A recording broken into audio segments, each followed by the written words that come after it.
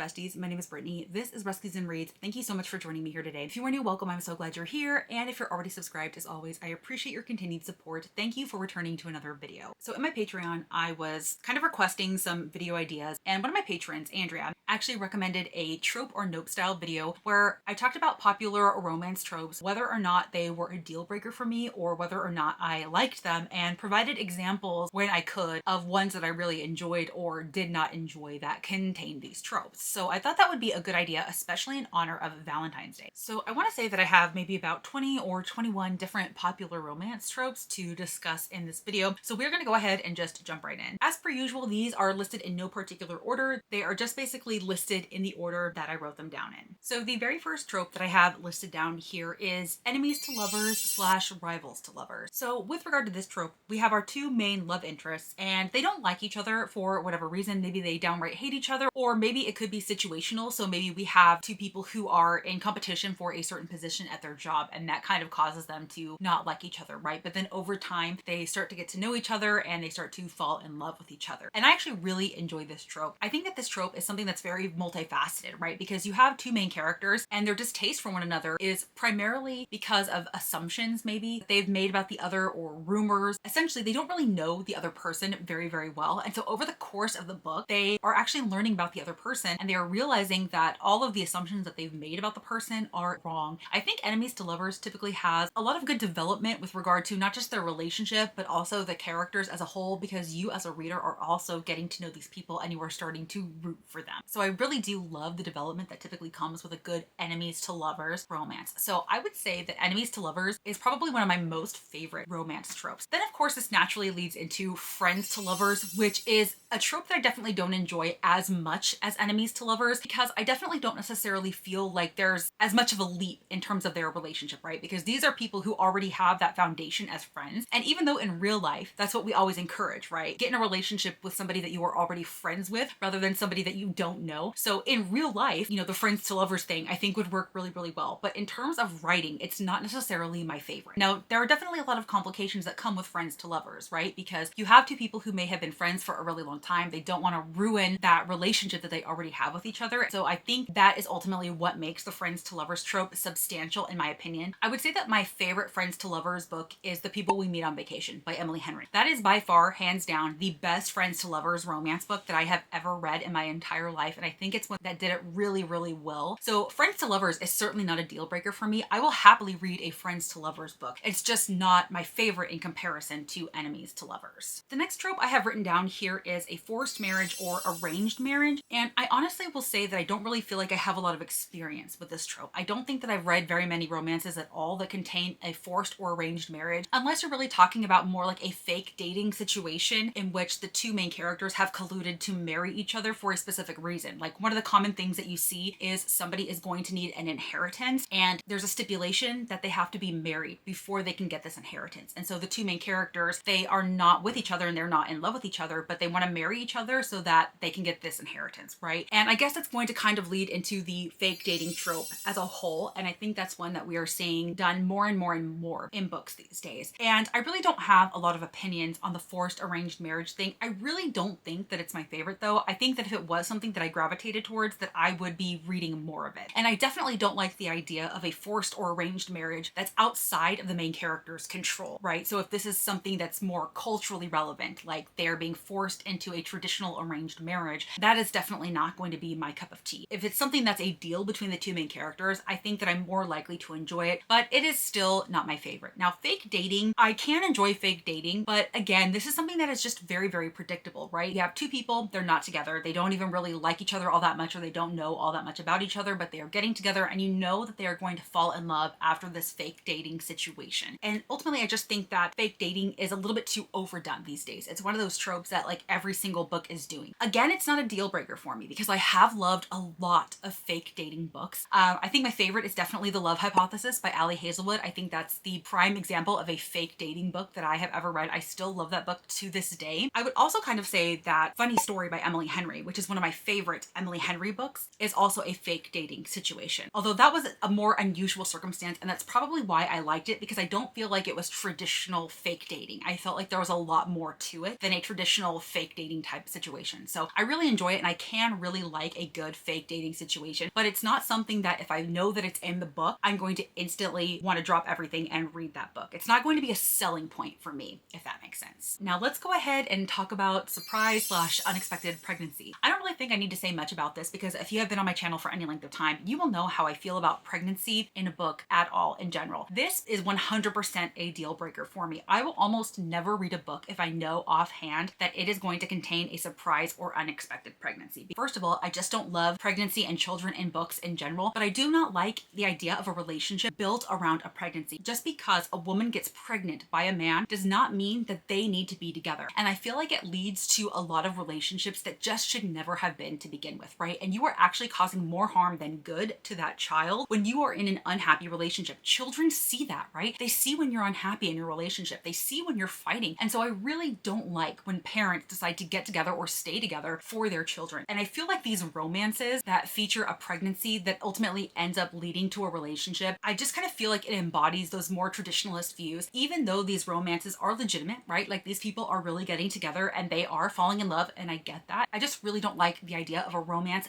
built around a pregnancy. Now, I think there's only one book that I have read that I felt did this really well. It was part of the True North series. I can't remember which one off the top of my head. I think it was like book 4 or 5. But essentially what happens is our main female character, she has kind of a fling with a guy at the beginning of the book. She gets pregnant. This guy's a professional athlete, and so he's off. He has no idea that he's gotten her pregnant or anything like that. And she's raising this kid on her own, and then he comes back, and when he seeks her out, he finds out that he has this kid. And I really liked that because it kind of more embodies what I'm looking for, right? You have this woman, she finds out that she's pregnant by a guy she doesn't really know, she's not with. She decides to keep her baby and raise her child. She really wants nothing to do with this guy. She has no expectations of this guy. And then when he comes back, she decides to allow him into her child's life. And ultimately, when he's getting to know his child, that's when they are also developing a relationship. And I just thought that was done very well, but ultimately it is still not my favorite just because of the focus on children. And I will quickly also mention, this is not necessarily a trope, but the pregnancy in the epilogue. I could rant probably for a day about this, but I absolutely hate romance books that feel the need to end this way, because while I do understand that a lot of people would consider this a happily ever after, and even if the two main love interests in the book talk about actively wanting a family together, I feel like we need to normalize books not ending with a pregnancy as a happily ever after, because I do feel like couples can be happy on their own without children. I don't feel like every single romance book needs to end with a pregnancy in the epilogue to prove that these people are happy and together. It just absolutely drives me bonkers. And there are pregnancy epilogues in so many other types of books. I've had thrillers that end in a pregnancy epilogue, and I'm just like, for the love of God, why? So I am so frustrated with pregnancy in the epilogue. And basically these days, anytime I read a romance book, I'm expecting a pregnancy in the epilogue, but I really just feel like we need to normalize couples not having children or couples being happy without children. That is what I want to see more of in romance books. All right, and the next trope that I have is Grump and Sunshine, and that by far is one of my favorite romance tropes of all time. I love a good Grump and Sunshine part, primarily when the guy is the Grump and the girl is the Sunshine, because I just love the whole process of her melting down their walls, right? You have a guy who is definitely very closed off, walled off for whatever reason. They don't really let a lot of people in. And then they have this girl, for whatever reason, is able to get past their walls and break down their defenses. And I